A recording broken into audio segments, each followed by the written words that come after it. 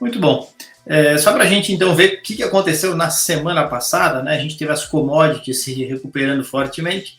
Nas semanas anteriores, né, as commodities vinham entregando resultado bem ruizinho, bem negativo, né? Então a gente parece que tinha batido no topo do preço do minério de ferro, do aço, e o que vinha acontecendo então era um recuo desses preços e no reboque disso a queda no preço das ações das mineradoras, principalmente a Vale, as siderúrgicas, CSN, os Minas e assim por diante. Na semana passada foi diferente, a gente teve uma forte retomada dessas ações por conta do aumento no preço das commodities na semana passada, algumas perspectivas de retomada, de crescimento global que acabam puxando esse tipo de ativo.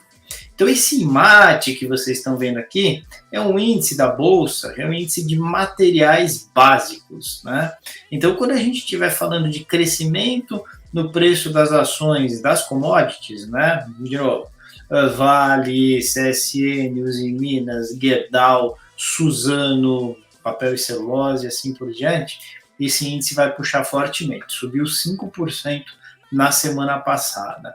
Uma semana na qual o índice Bovespa finalmente deu uma recuperada, recuperou 120 mil pontos e ficou em 2,22% de crescimento na semana, né? Então ele ficou mais ou menos aqui na metade do caminho, positivo, que foi interessante, e aí deixou o Ibovespa novamente positivo no ano, já a gente fala disso.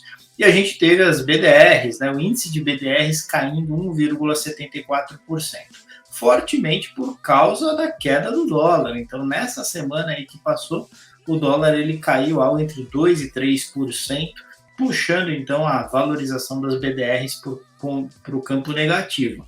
Lembrando, quando a gente investe em BDRs, a gente ganha dinheiro quando as ações lá fora sobem e quando o dólar sobe também.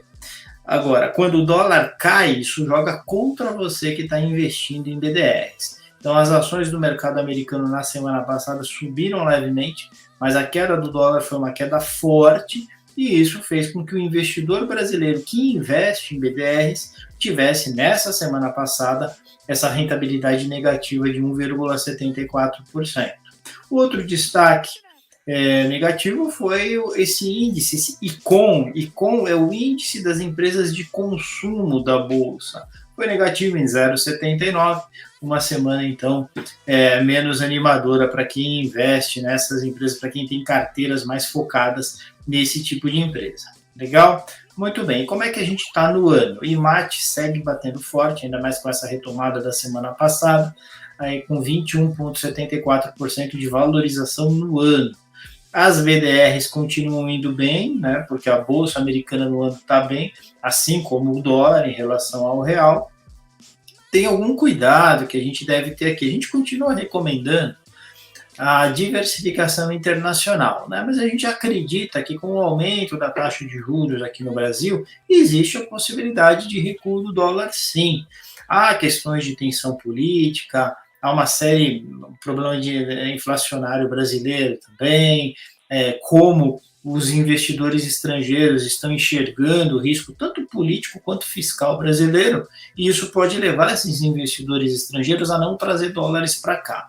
Entretanto, a minha visão, a nossa visão, é que à medida que as taxas de juros estão subindo aqui no Brasil e que você tem alguns papéis da Bolsa bem descontados, há atratividade para o capital estrangeiro entrar no país. Aumentando a oferta de dólares no país, você deve ter uma redução no câmbio ou então pelo menos uma estabilização desse câmbio.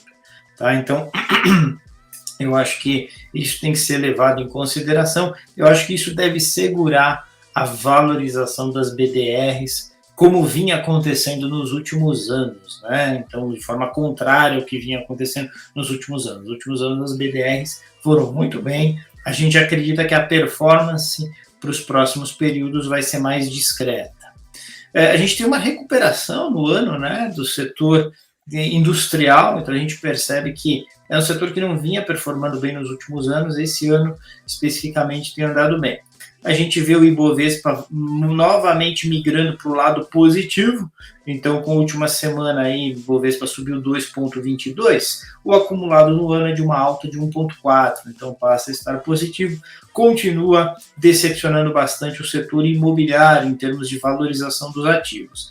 A gente atribui isso a toda essa reorganização do modelo de trabalho, do modelo residencial também, né? Porque uma coisa impacta a outra. O pessoal ficando mais em home office, você tem toda uma nova estrutura, né? Dos fundos imobiliários que investem em lajes corporativas e assim por diante, e das próprias construtoras e incorporadoras que estão repensando os seus modelos de negócio. Então, o que a gente enxerga até agora no ano é que quem investiu em fundos imobiliários não teve uma boa performance até aqui, queda de quase 5% no IFIX, que congrega os principais fundos imobiliários de mercado, e o IMOB, que é diferente, né? O IMOB é um índice que congrega as ações do setor imobiliário, das empresas do setor imobiliário que são negociadas em bolsa. Então, uma queda aí na casa de 18%.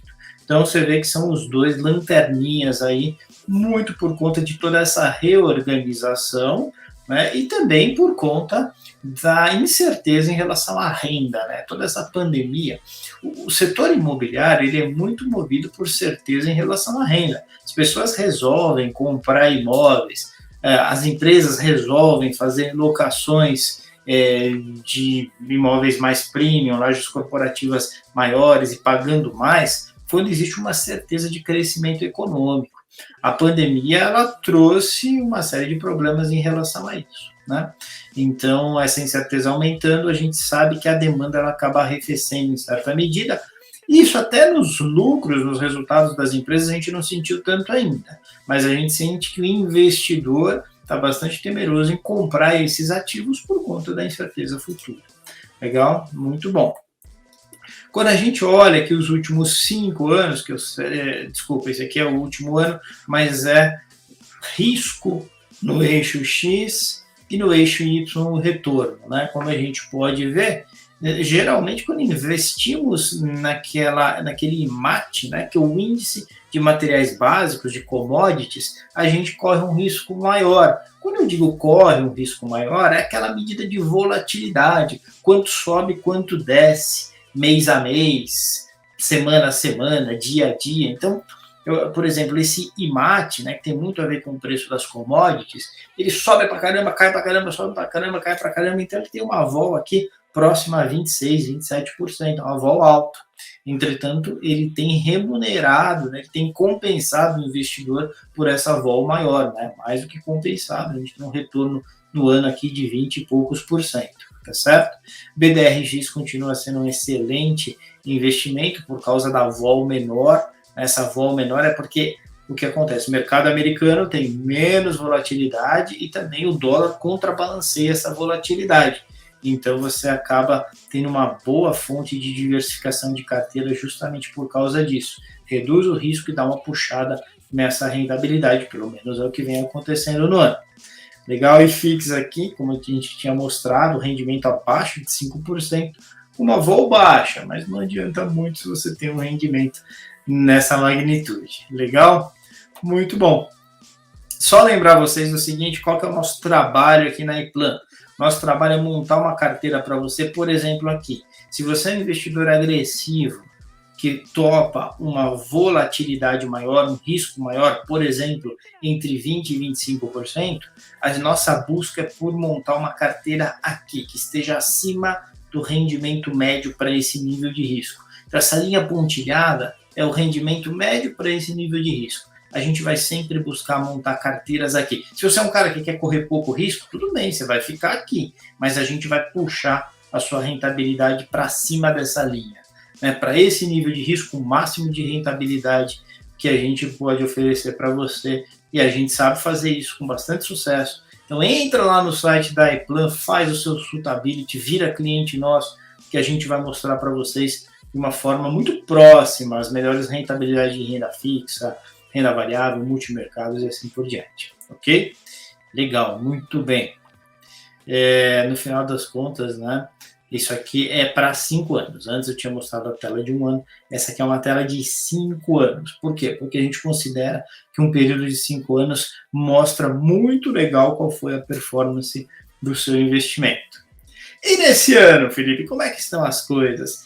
Bom, essas são as campeãs do ano. A gente teve essa retomada muito forte de fertilizantes Heringer, é um papel que a gente tem em carteira, a gente indica para alguns investidores. É uma empresa que saiu de recuperação judicial, não saiu, ainda está em recuperação judicial, mas ela tem se beneficiado com o crescimento do setor agrícola, aumento de preços no setor agrícola de uma forma muito legal.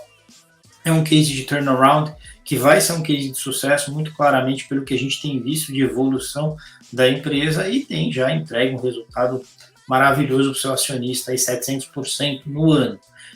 Outro caso que a gente tem em carteira, a gente gosta muito do papel, é a Positivo aqui com 197% de retorno no ano. São 2 casos de empresas que não vinham tão bem, mas que deram uma virada muito forte nos últimos períodos. A gente precisa lembrar o seguinte: quando a gente investe em empresas que já estão indo muito bem, normalmente você vai lá e paga caro naquela ação. Não é que não valha, mas você paga um valor alto naquela ação. Então a sua chance de ter grandes ganhos é menor do que quando você pega uma empresa que não estava indo tão bem, mas você tem essa perspectiva de virada, e é isso que a gente consegue fazer com bastante frequência, que a gente pega empresas que estão dando aquela virada, que a gente percebe que já mostram uma melhoria muito grande na sua gestão e nos resultados, e aí o upside, a chance de ganhar dinheiro comprando barato e essa ação se valorizando é muito grande. Então fala com a gente não pode dar recomendações de uma forma genérica, a gente só dá recomendações quando a gente te conhece, a gente sabe o seu perfil de risco, a gente sabe a diversificação da sua carteira. Então entra lá no site da iPlan, entra em contato conosco, que a gente te pega pela mão e te ajuda a conseguir um pouco dessas rentabilidades aí para multiplicar pesado o seu patrimônio. Legal? E essa semana, Felipe, o que vai ter? Bom, tem uma série de dados saindo essa semana. Amanhã o IBGE apresenta o PNAD. Na quarta, o PIB do segundo semestre vai ser divulgado. Então, segundo trimestre, né? Segundo trimestre que vai de abril a junho, então bastante de olho nisso, na recuperação econômica. Na quinta, produção industrial de julho e IGPM. Então, são 2 dados muito importantes, principalmente o IGPM aqui, a produção industrial de julho também, né? Porque vai mostrar para a gente o nível de retomada, isso impacta muito a renda variável. A gente tem uma preocupação forte com a inflação nos últimos tempos, então o IGPM ele mostra a inflação principalmente no atacado, então a gente está monitorando isso fortemente. No cenário externo, né, a gente teve um pronunciamento que caiu muito bem nas bolsas mundiais, né, então Jerome Powell, secretário do Fed, ele afirmou, né, a redução na compra de títulos do governo. Então, ele comprando menos títulos do governo, põe menos dólares no mercado. Então ele disse, agora vamos começar a segurar porque tem risco inflacionário, mas a gente não tem pressa para aumentar juros. Se não vai aumentar juros lá nos Estados Unidos, o capital da gringaiada continua no Brasil, continua na Turquia, na África do Sul e uma série de outros lugares, tá certo? Então isso foi muito positivo para a Bolsa brasileira e, na verdade, para todos os ativos brasileiros e de outros países. Resultado de vendas de imóveis sai hoje, isso é muito importante para a gente monitorar como está a recuperação americana. Lembra que se a economia americana vai bem, a economia da grande maioria dos outros países tende a ir bem também. Na sexta-feira a gente tem os dados de geração de emprego dos Estados Unidos, esperam-se 750 mil novas vagas criadas. Por que é importante? Se está criando novas vagas de empresa forte, isso quer dizer que a economia lá está retomando. Um ponto de atenção é que a economia retomando muito forte, você pode ter um aumento de taxas de juros rápido lá nos Estados Unidos que levaria o capital para lá. Então você vê que o mercado financeiro não é uma coisa tão trivial, as coisas são interligadas, mas com a experiência a gente vai aprendendo a lidar com elas. E finalmente a variante Delta vem causando um aumento significativo de casos na Austrália e na Nova Zelândia. Então lá em Auckland, na principal cidade da Nova Zelândia, o pessoal já decretou lockdown novamente. Então a gente está com um olho nisso, né? Quanto que essa variável Delta pode afetar o crescimento econômico, isso ainda é uma incerteza, né? Nos estados do sul dos Estados Unidos tem faltado, ou não tem faltado ainda, mas o pessoal já está preocupado com os estoques de oxigênio, né, porque as internações subiram fortemente. Então é algo para ficar no radar também. Era isso que eu tinha para falar. Um bom dia aí para você, um bom dia para todo mundo. Beleza, obrigado, Felipe.